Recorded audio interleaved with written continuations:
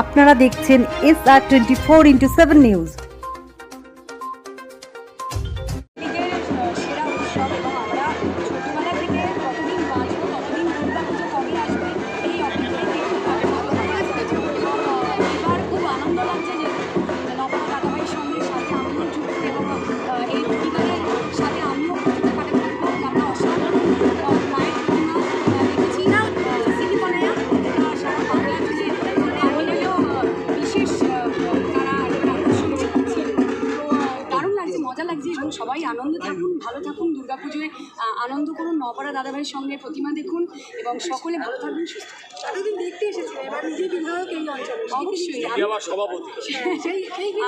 আমি বিধায়ক এবং সভাপতি তো আছেই, কিন্তু আমি বরানগরের পাড়ার মেয়ে হিসেবে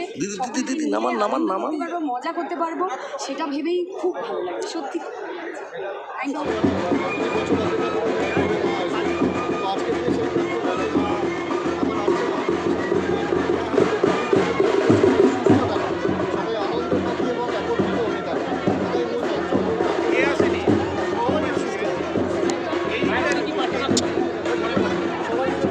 একটু হাতটা প্রচার বলা